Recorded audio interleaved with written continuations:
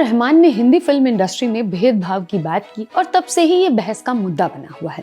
हालांकि इस मामले में उनका स्पष्टीकरण भी आया है, मगर एक्टर्स, लिरिसिस्ट, सिंगर्स सभी इस मामले पर अपनी राय दे रहे हैं। शान, जावेद अख्तर, कंगना रनौत के बाद अब अभिजीत भट्टाचार्य मैदान में उतरे हैं। अपने चिर परिचित अंदाज में उन्होंने रहमान पर सीधा निशाना साधा और जो कहा वो सुर्खियों में है। ANI के पॉडकास्ट में जैसे ही AI और ऑटो ट्यून का जिक्र हुआ, अभिजीत ने कहा, फिल्मों में जो म्यूजिशियंस बजाते थे आज उनके पास नौकरी नहीं है, थैंक्स टू मिस्टर रहमान। उन्होंने बताया सबको कि कोई जरूरत नहीं है म्यूजिशियंस की, सब कुछ इधर है लैपटॉप पर। उनकी वजह से सबको सक्सेस मिल गई, पर बेचारे म्यूजिशियंस घर बैठे हैं। एक साथ 100 वायलिनिस्ट बैठते थे, अब नहीं बचते हैं। क्यों? क्योंकि रहमान साहब ने बोल दिया कि भाई जितना कमाऊंगा सिर्फ मैं कमाऊंगा, म्यूजिशियंस की जरूरत नहीं है।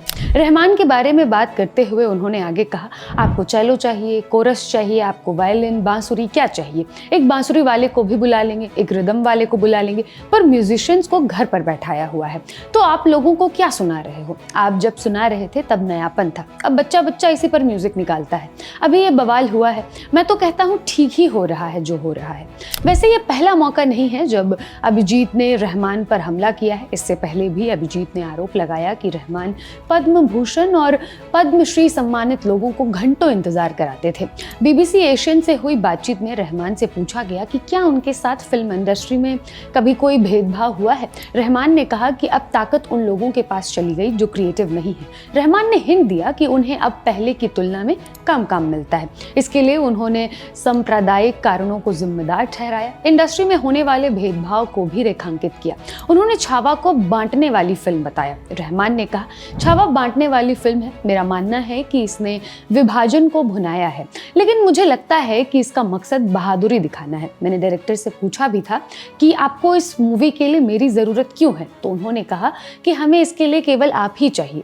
जैसे ही रहमान का इंटरव्यू विवादों में आया, इंडस्ट्री से लोगों की प्रतिक्रिया आने लगी। कंगना रनौत ने कहा कि इमरजेंसी के म्यूजिक के लिए उन्होंने रहमान को अप्रोच किया था, मगर रहमान ने उसे प्रोपेगेंडा फिल्म बताकर कंगना से मिलने से इनकार कर दिया। शान और जावेद अख्तर ने भी इंडस्ट्री में सांप्रदायिकता होने की बात को नकारा। शान ने कहा कि बॉलीवुड के 3 सबसे बड़े स्टार माइनॉरिटी से आते हैं, इस देश ने उन्हें बहुत प्यार दिया है। जैसे ही विवाद और बढ़ा, रहमान ने एक वीडियो जारी किया। इसमें कहा, भारत मेरी प्रेरणा है, मेरा गुरूर, मेरा घर है। मैं समझ रहा हूँ कि कई बार हमारा मंतव्य लोग समझ नहीं पाते, मगर मेरा उद्देश्य हमेशा से बेहतरी का था। मैंने कभी किसी को ठेस पहुंचाने की कोशिश नहीं की है। मेरे शब्दों से किसी को ठेस पहुंची हो तो मुझे खेद है।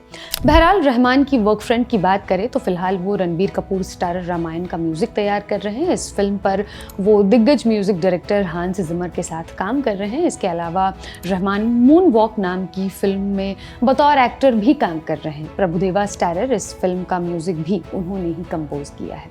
ये तमाम जानकारी मेरे साथी अंकिता ने जुटाई है। मैं हूं कनिष्का, आप देख रहे हैं लल्लन टॉप सिनेमा। शुक्रिया।